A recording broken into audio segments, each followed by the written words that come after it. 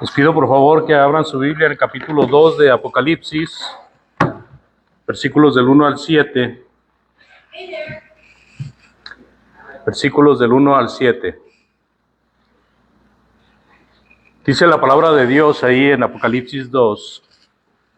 Escribe al ángel de la iglesia en Éfeso, el que tiene las 7 estrellas en su diestra, el que anda en medio de los 7 candeleros de oro, dice esto: yo conozco tus obras y tu arduo trabajo y paciencia, y que no puedes soportar a los malos, y has probado a los que se dicen ser apóstoles, y no lo son, y los has hallado mentirosos, y has sufrido, y has tenido paciencia, y has trabajado arduamente por amor de mi nombre, y no has desmayado, pero tengo contra ti que has dejado tu primer amor.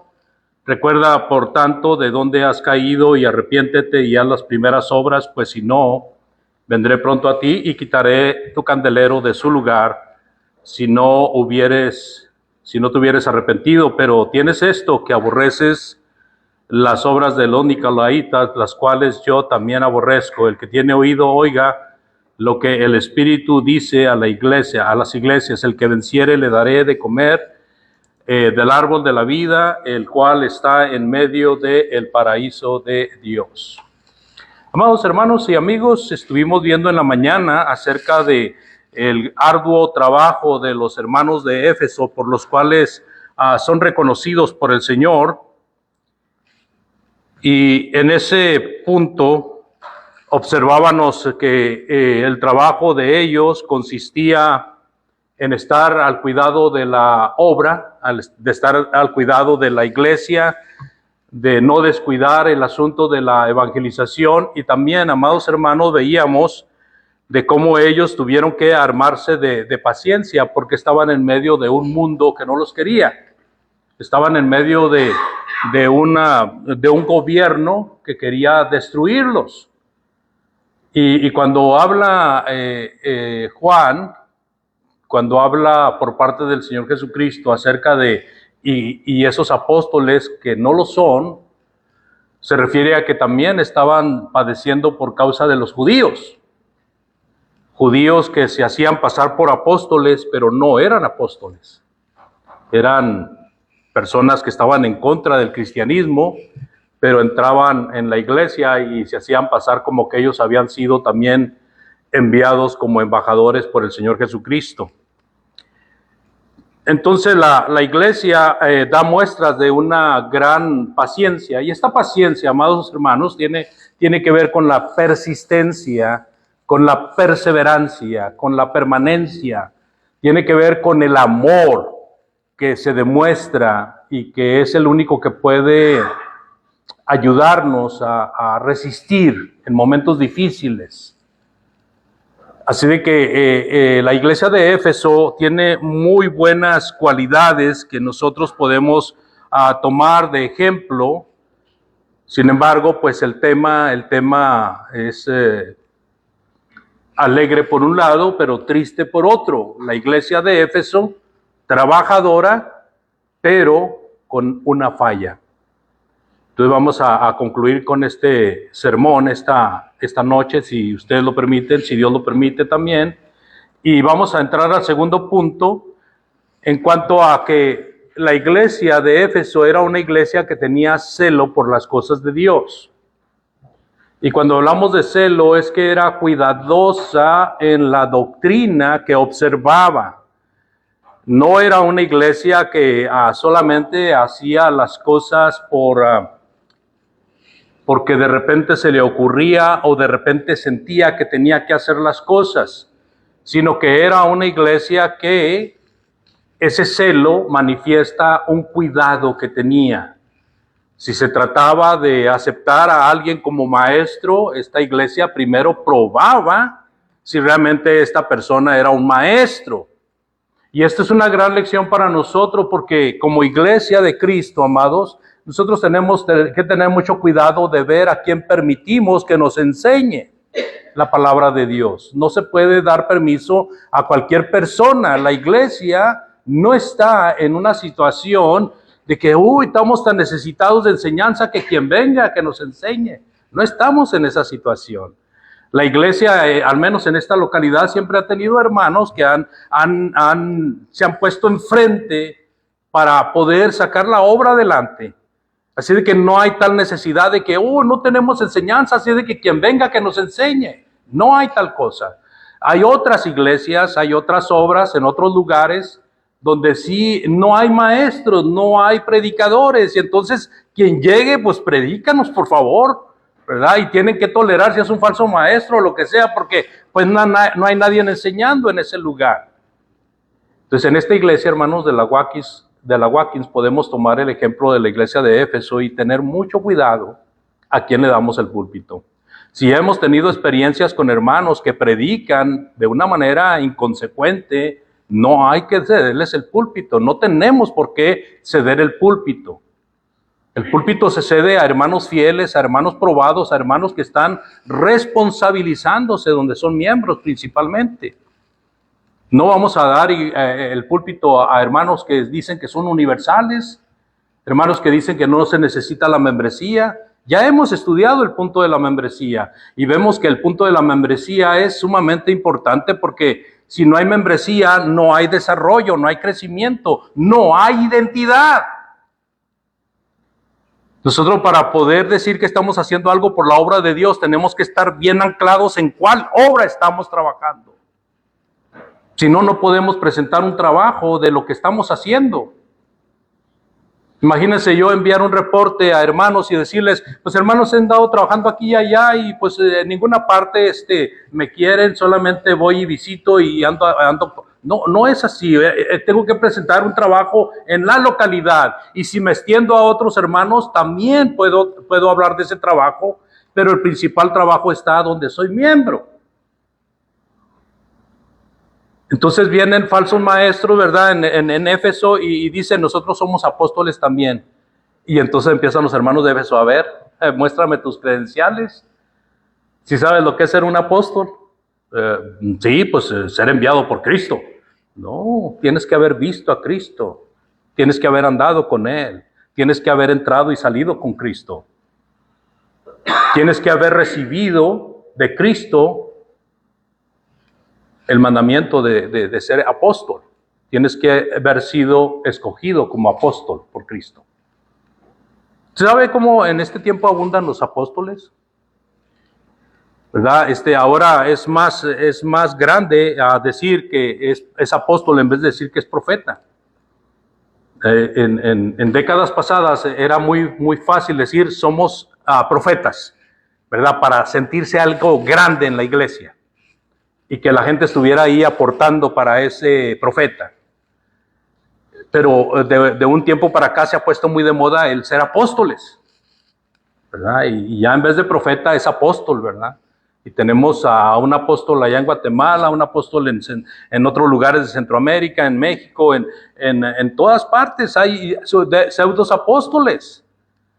Tenemos a este pseudo apóstol llamado Nason Joaquín, que fue encarcelado porque le encontraron algunas maniobras horribles en cuanto a su dirección como supuesto apóstol de Cristo.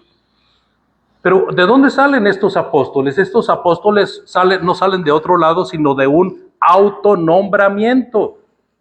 No son apóstoles de Dios, son autoapóstoles nombrados ellos mismos como apóstoles. Muchas veces predicadores llegan a una iglesia, la visitan, le ceden el púlpito, se paran en el púlpito y dicen, yo soy predicador del evangelio. Ah, sí, ¿y quién lo avala? ¿O de dónde es usted? ¿De dónde viene? ¿O qué? No, pues soy egresado de la escuela del Espíritu Santo, de la universidad que está en tal parte. ¿Verdad? Maestro en teología, doctorado en tal ciencia. Y entonces la iglesia tiene que rendirse a los pies de ese tipo de personas. No, los efesios decían, no señor, usted no es apóstol, a mí no me venga a contar. Dice el Señor Jesucristo, has rehusado a los apóstoles, los has probado y has comprobado que son mentirosos. Y luego también habla en este contexto acerca de los nicolaitas, ahí en el versículo 6, Pero tienes esto, que aborreces las obras de los nicolaitas, las cuales yo también aborrezco. ¿Qué eran los nicolaitas? Bueno, no se habla mucho de los nicolaitas, pero se cree que era una religión surgida también de los judíos en el tiempo de los apóstoles. Por ahí en alguna parte del libro de los Hechos se menciona a alguien como un nicolaíta. No hay mucho que decir de los nicolaitas, solamente vemos que eran personas que eran religiosos, pero eran falsos maestros. Es todo lo que podemos decir de ellos. Así que es nuestro deber, hermanos, es nuestra responsabilidad conocer la diferencia entre la verdad y el error, y por eso es necesario el estudio bíblico. Dice en 1 de Juan 4:1, abra su Biblia, por favor. 1 de Juan 4:1 dice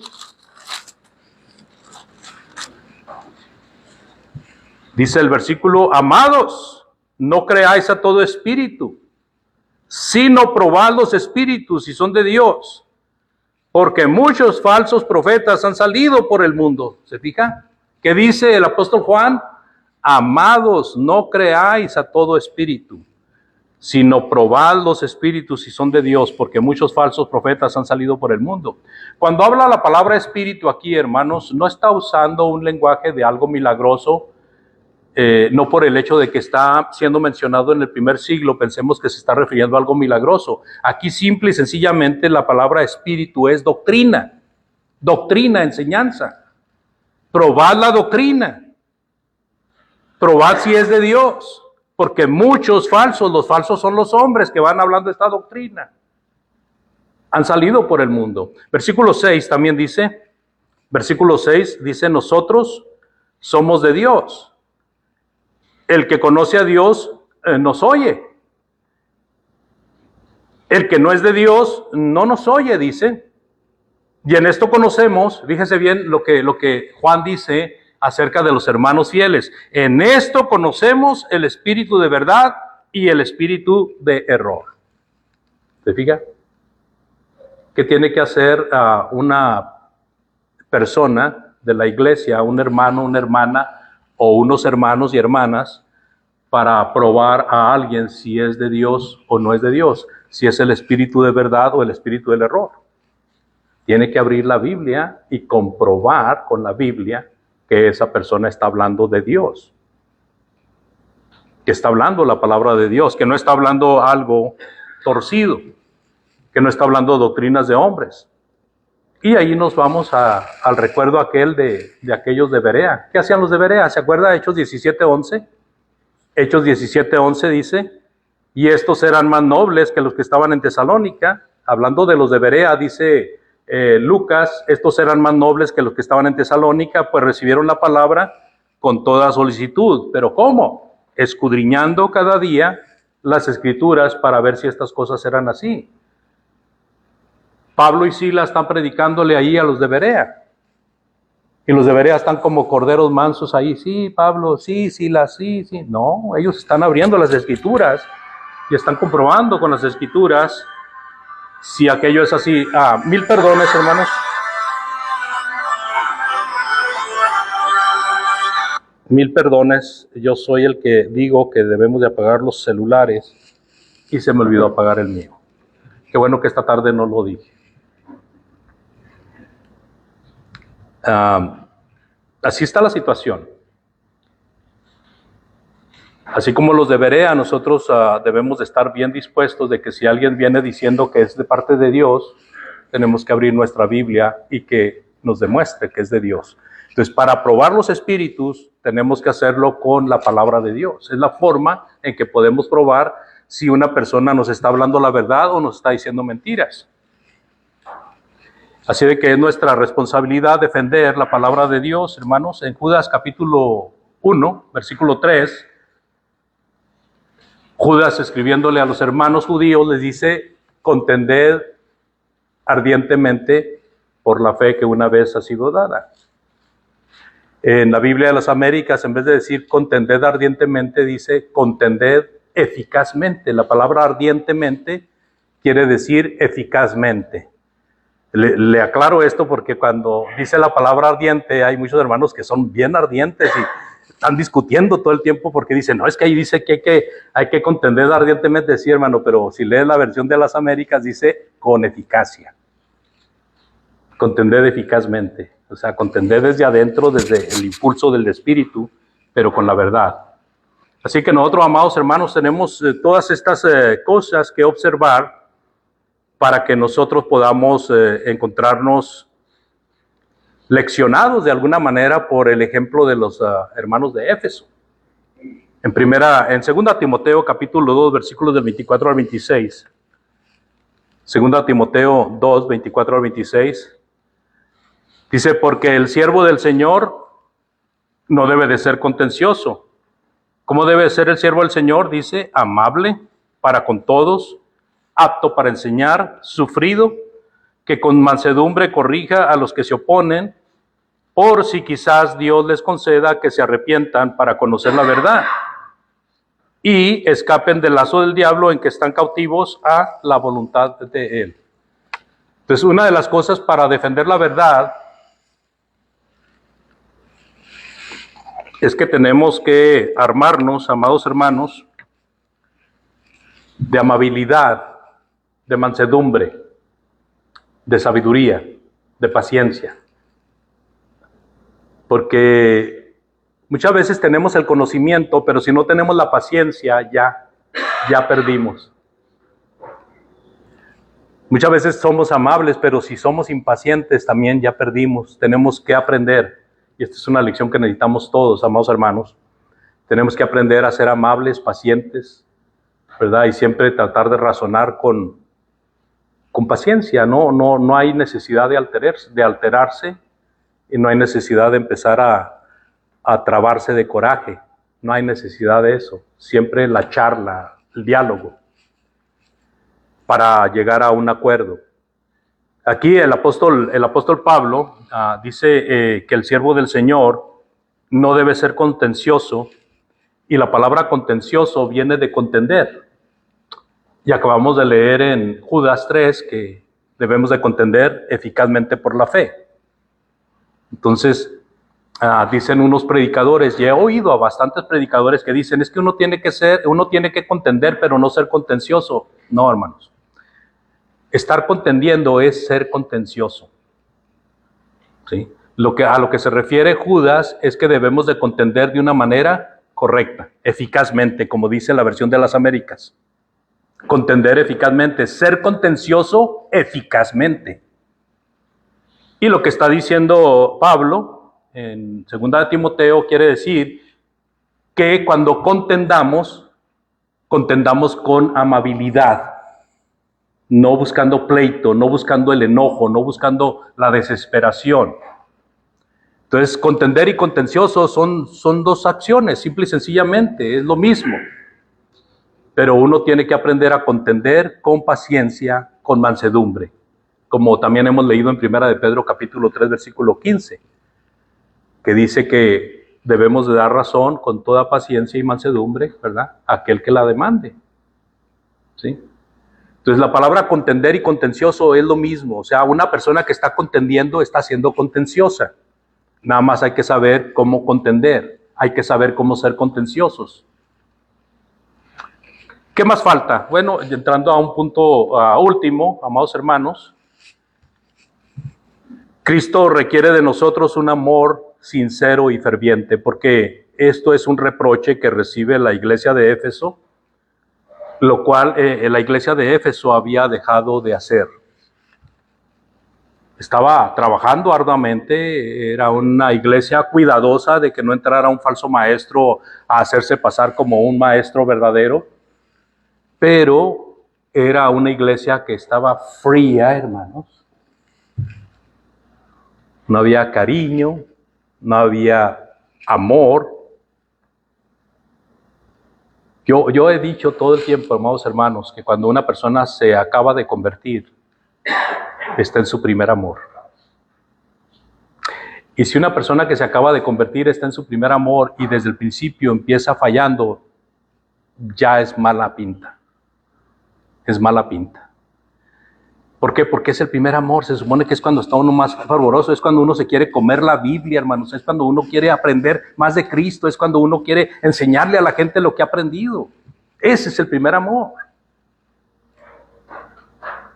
Cuando el amor se enfría, entonces ya empezamos a irnos para atrás. Como dicen en Texas, ¿verdad? A arrendarnos para atrás.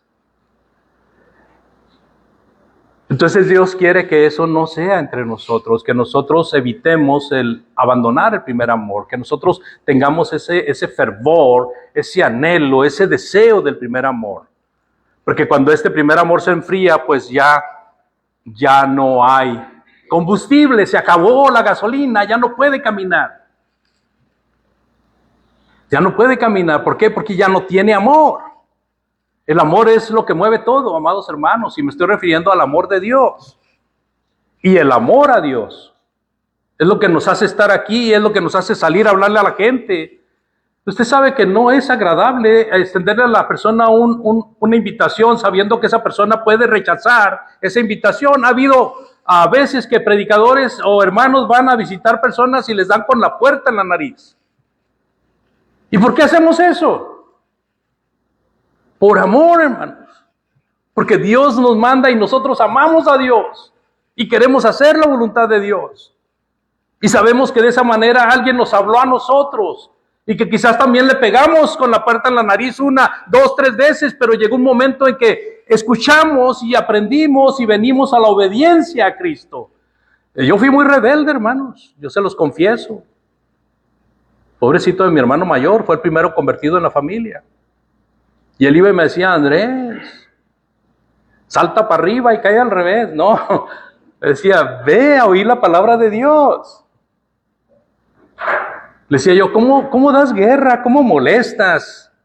¿Qué voy a hacer ahí entre puros hipócritas? Entre pura gente que, ay, sí, muy santita, y cuando salen de ahí son unos verdaderos demonios. Así le contestaba yo a mi hermano. Porque conocía a 2, 3 hermanos, pero no los conocía a todos, y yo por 2, 3 hermanos quemaba toda la iglesia. Y batalló mi hermano, pero nunca quitó el dedo del renglón, todo el tiempo estuvo hasta que me hizo razonar. Y le dije, voy a ir a oír la palabra de Dios para que ya no me estés molestando. Nomás por eso, con ese fin. Hermanos, cuando fui a oír la palabra de Dios y vi lo que es un banquete de Dios, ya no pude dejar de ir. Desde entonces hasta la fecha. Entonces, ¿por qué no hacer nosotros lo mismo? Insistir a esas almas perdidas, a esos corazones que no tienen, que andan sin Dios, sin esperanza y sin nada. ¿Por qué no insistir? ¿Por qué no aferrarnos a seguir buscando almas? Algún alma está por ahí que quiere a Dios. Algún alma está por ahí que al oír la palabra va a ser atraída y seducida por la palabra de Dios. ¿Por qué no hacerlo? Porque nos van a rechazar. ¿Cuánto rechazo sufrió el Señor Jesucristo?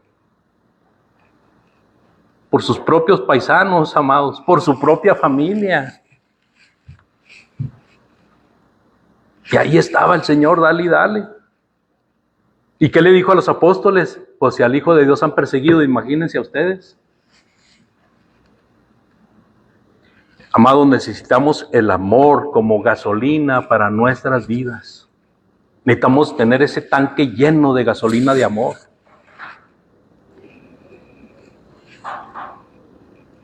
Nosotros tenemos algunos datos aquí muy interesantes, porque cuando hablamos de la iglesia de Éfeso, amados hermanos, podemos hablar de algunas citas como Hechos capítulo 19, versículos del 1 hasta el 41. Y podemos hablar de Hechos capítulo 20, versículos del 1 al 38. Prácticamente los dos capítulos, el capítulo 19 y el capítulo 20, nos hablan de la iglesia de Éfeso. Y entonces ahí encontramos una anécdota muy interesante que Lucas nos dejó escrito. Y Lucas nos dejó escrito esto, hermanos, por inspiración de Dios. Y nos dejó escrito esto para que nosotros viéramos el amor de estos hermanos al principio. Mire lo que dice Hechos, capítulo 19, 18 y 19, por favor. Hechos 19, versículos 18 y 19. Y muchos de los que habían creído venían confesando y dando cuenta de sus hechos.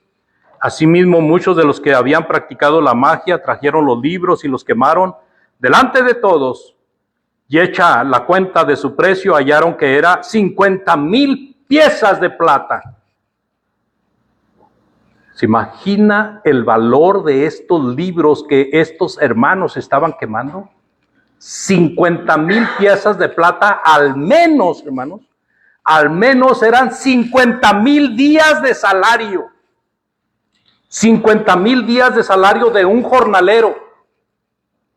Era mucho dinero, hermanos. Estos libros de magia era porque los de Éfeso, pues, eran idólatras, ¿verdad? Tenían a Artemisa, tenían a la diosa Diana, y también usaban de la magia del oculto, del ocultismo. Y entonces ellos habían adquirido estos libros con mucho precio, habían pagado mucho por esos libros. Pero luego vienen, escuchan el evangelio, se convierten a Cristo, ¿y qué hacen con los libros?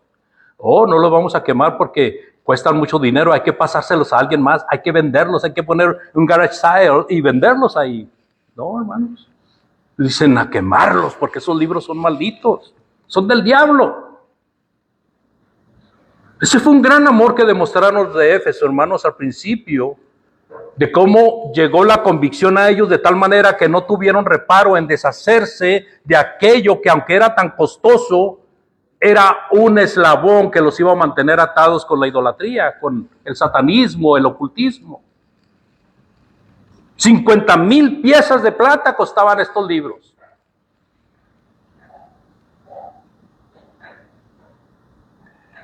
Mi suegra fue bautizada en un ejido ahí en el estado de San Luis Potosí, un ejido cañero.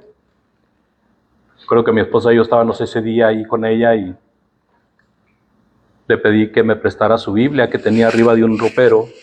Yo no había visto que ella tenía una Biblia, sino que ese día iba a entrar a su cuarto y subí un escalón y alcancé a ver arriba del ropero una Biblia, y limpia, por cierto, porque ella la leía. Le digo, doña Julia, aquí tiene una Biblia, ¿me la presta? Sí, Andrés, ¿cómo no? Ya había hablado yo con ella de las cosas de Dios, pero cuando ella empezó a ver las historias de las conversiones en su propia Biblia, hermanos, dijo ella, ¿qué necesito, Andrés, para ser salva? Entonces dije yo, pues si cree que Cristo es el Hijo de Dios, usted necesita bautizarse para perdón de pecados. ¿Quiere hacerlo? Sí. Y me acuerdo que la bautizamos en un tambo. Ahí ella agarraba agua para el diario, y en ese tambo la zambullimos, porque no, estaba un poco enferma, no pudimos bajar hasta el río. Y en ese tambo la bautizamos. Entonces, pues ya con más cuidado, con más pendiente nosotros, tratamos de ir más seguido a visitarla, porque íbamos desde Ciudad Juárez hasta cerca del estado de Tamaulipas. Estamos hablando de más de 20 horas de puro carretera. Y entonces cuando la visitamos la primera vez, yo vi que tenía una guadalupana. Esa guadalupana siempre la tenía ahí. Entraba uno a un cuarto y allí lo primero que vi era el cuadro de la guadalupana. Y yo, pues, cuando se convirtió ella y todo, yo vi que ella tenía una gran convicción. Y cuando vi la guadalupana ahí, yo dije, voy a tener que hablar con mi suegra. ¿Qué hace la guadalupana ahí? Y entonces le dije yo, hermana Julia, ¿usted realmente creyó en Dios como el Todopoderoso y en Jesucristo como el único medio puesto por Dios para ser salvos? Sí, Andrés, yo creí en eso. ¿Y qué está haciendo la guadalupana ahí? Andrés, no he podido quitarla. Dice. Estaba bien pegada. Pues la quitamos. Y le digo, ¿qué va a hacer con ella, hermana Julia? ¿Qué va a hacer con ella? Yo dije, yo pensando todavía para probar a mi suegra, dije, va a decir que se la va a regalar a alguien o la va a vender. No, dijo, allá atrás la voy a quemar. Dice. Grandote el cuadro, le ha haber costado buen precio. Amados, el primer amor es cuando nosotros tenemos que alimentarnos para que ese primer amor siga efervesciendo, siga creciendo y no se enfríe. Porque si se enfría el primer amor, pues ya. Pasamos a ser como aquellos enamorados que cuando andaban de novios, mucho beso, mucho abrazo, ¿verdad? Pero ya nomás se casan y más, ya, se acabó. Aquella mujer tenía una preciosa mancha en su cara y qué bonito lunar tienes en tu cara y nomás se casaron y qué fea verruga te está saliendo ahí. Imagínense. Se enfría el amor, hermano, se acaba el amor. Eso no debe de pasar en las cosas de Dios, es más, ni en el matrimonio, ni en la amistad, ni en la familia. Esto debe de alimentarse. Por eso el amor entre esposos debe de estarse alimentando con esos pequeños detalles de cada día. Esas palabras tiernas, esas palabras amables, ese trato. Que a veces son más grandes que los regalos, pero también los regalos tienen mucho que ver. Así que, amados hermanos, el primer amor en las cosas de Dios es cuando tenemos ese anhelo, ese deseo de servir a Dios, porque hemos venido a aceptar a Cristo en nuestras vidas. Ahora queremos que aquellas personas que están alrededor nuestro también conozcan a Cristo, también sepan de un Salvador.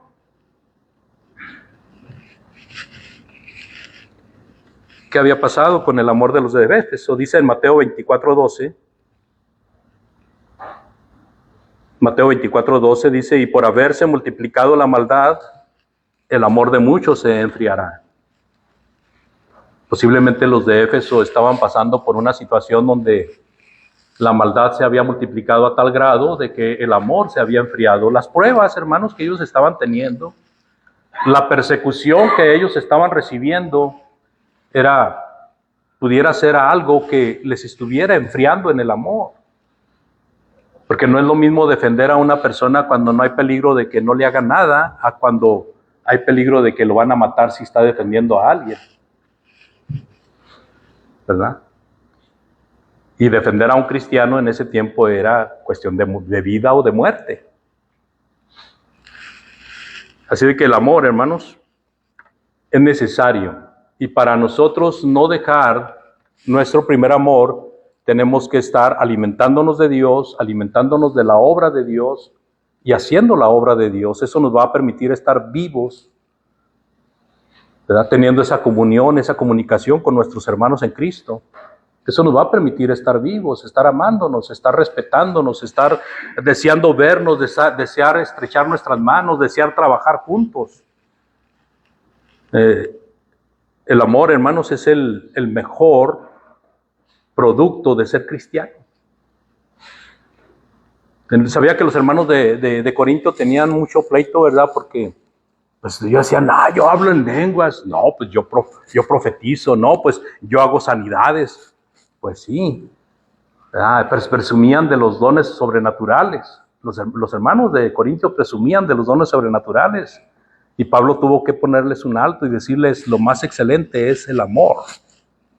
No hay otra cosa más grande ni más excelente que el amor. La primera a los Corintios 13:13, por si quiere leerlo. Ahora, esto de ejercitar el amor, de tener el amor verdadero y de poder alimentarlo día con día, es una situación de vida o de muerte.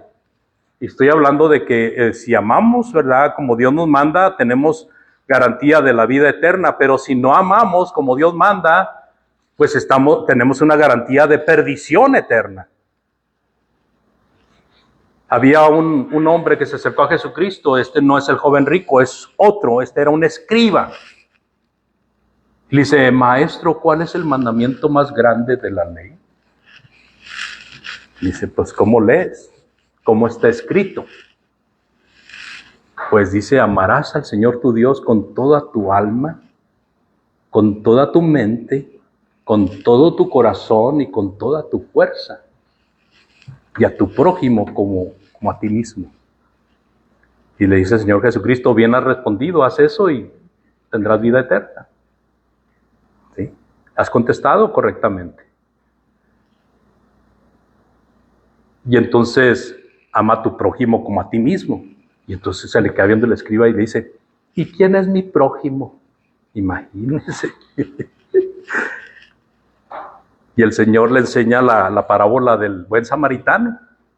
En Lucas capítulo 10, versículos del 25 en adelante. Y entonces ahí, cuando termina con la parábola del buen samaritano, el escriba aprende de que cualquier persona es tu prójimo. No tiene que ser tu amigo, no tiene que ser tu hermano. Cualquier persona es tu prójimo. Y entonces cuando nosotros nos volcamos hacia nuestro prójimo con amor, pues estamos poniendo dinero en el banco del cielo para la vida eterna. Estamos depositando dinero para la vida eterna. Estamos haciendo un depósito en el banco de Dios. Así de que Cristo requiere más que solamente ser trabajadores y celosos. Requiere también que amemos y que nos entreguemos por amor. Y que ese amor sea ese amor como el de Dios, ese amor que ve la salvación, que ve la salud, que ve todas las cosas de nuestros semejantes que pueden necesitar. Y que nosotros podemos ayudar en ello, pero especialmente su salud espiritual, sin duda. Pero muchas veces tenemos que tenderle la mano con dinero, con una dádiva, porque lo necesitan. Cristo requiere más que solamente un culto sin amor. El Señor Jesucristo odia cuando nosotros no amamos y estamos alabándole. Las alabanzas no pasan del pecho. El Señor odia cuando nosotros estamos adorándole y el esposo no respeta a su esposa, por ejemplo. Sus oraciones no pasan del techo. Llegan hasta el techo y ahí rebotan para abajo. Entonces todo, amados hermanos, de todas las cosas que nosotros hacemos y que nosotros tenemos que practicar, de todo esto, depende que lo hagamos con amor. Cuando no se tiene el amor que Dios demanda, entonces llega el momento en que Dios desprecia nuestro culto, nuestra adoración.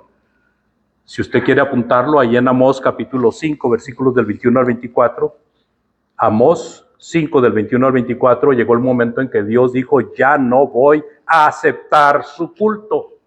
Ya no quiero su adoración, ya no quiero sus sacrificios, ya no quiero sus melodías, ya no quiero nada de ustedes. Pero Señor, lo estamos haciendo como tú mandas, sí, pero están fríos. Están haciendo con un interés diferente al que yo busco. Y viene a ser también como cuando el Señor Jesucristo le dice a los fariseos y escribas que en vano le honran, ofreciendo como culto tradiciones de los ancianos. Marcos capítulo 7 y versículo 6, si gustan apuntarlo también. Así de que el amor a Dios, amados hermanos, tiene mucho que ver con la adoración que como iglesia debemos de rendir a Dios. Dios es espíritu, ¿verdad? Y como espíritu nosotros debemos de amarle y debemos de honrarle y debemos de darle gloria, ¿verdad? De una manera espiritual. ¿Se acuerda que leímos Juan 4:24 en miércoles, parece que fue? Dios es espíritu y los que le adoran en espíritu y en verdad es necesario que le adoren. La obediencia al evangelio de Dios es correcta, pero se requiere amar a Dios. El hacer la voluntad de Dios, ¿verdad? El trabajar en la obra de Dios es correcto, pero se requiere el amor a Dios también. El amor a la obra de Dios. Cristo requiere más que servicio, el amor fraternal, el amor entre hermanos, que no haya discordias, disputas tontas, necias. Y vamos a leer ahí en Primera de Juan, capítulo 4, versículo 7, por favor. Primera de Juan 4, 7.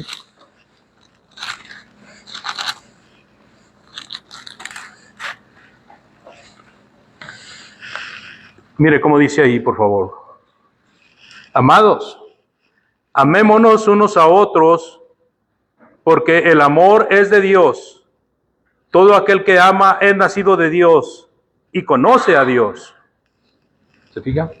Y luego dice el que no ama, y ahí dice qué pasa.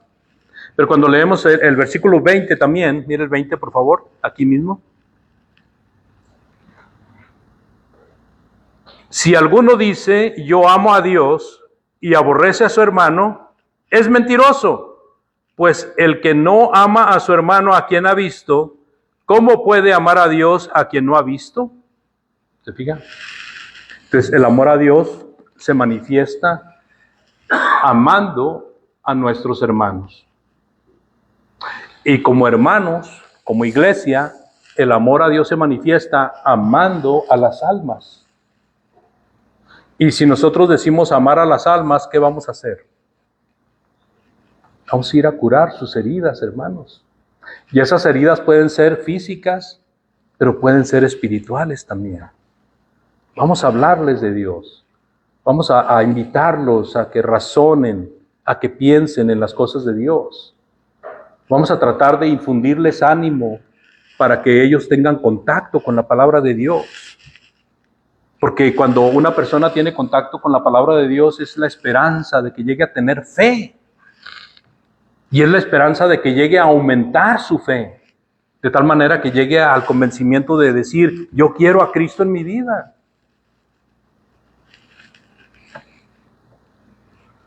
¿Se acuerda cuando hablamos del amor de los hermanos o del amor a los hermanos? ¿Se acuerda lo que estaba pasando en Corintios? En primera los Corintios había un fornicario. Los corintios estaban como si nada pasara. El apóstol Pablo los exhorta, los amonesta fuertemente y les dice, tienen que hacer algo. Y entonces los corintios hacen algo. Excomulgan al hermano fornicario. En la segunda carta a los corintios, el fornicario ya está arrepentido. Él quiere regresar a la comunión con Cristo. Él quiere regresar a la comunión con sus hermanos. Pero ahora los corintios no lo quieren perdonar. Y entonces Pablo les vuelve a escribir. Y entonces ellos lo perdonan. Y entonces Pablo los alaba por ese amor que demostraron a su hermano al perdonarle. Pero mientras no lo perdonaban, no estaban demostrando su amor hacia él.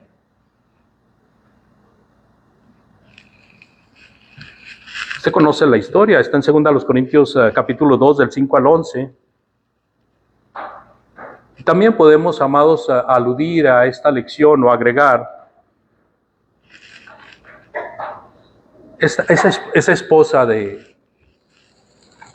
nuestro pasado que veíamos en las casas, abnegada, esa esposa abnegada, pero con un odio muy grande en su corazón porque toda su vida había sido maltratada.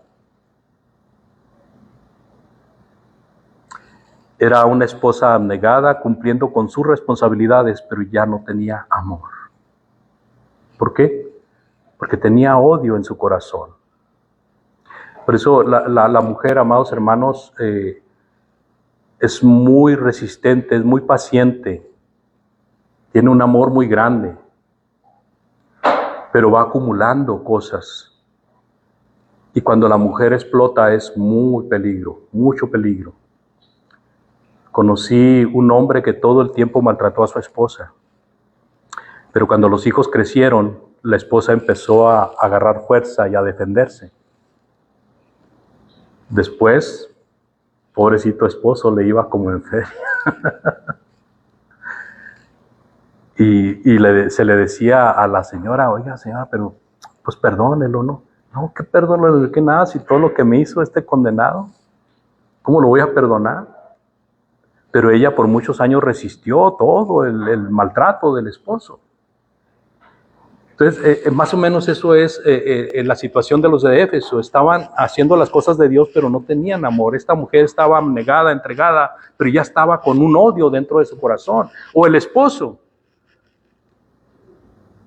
Un esposo muy cumplidor en su casa, que todo el tiempo daba el dinero a tiempo, ¿verdad? Que todo el tiempo le daba lo necesario a su familia, pero era muy áspero con su esposa y era muy áspero con sus hijos.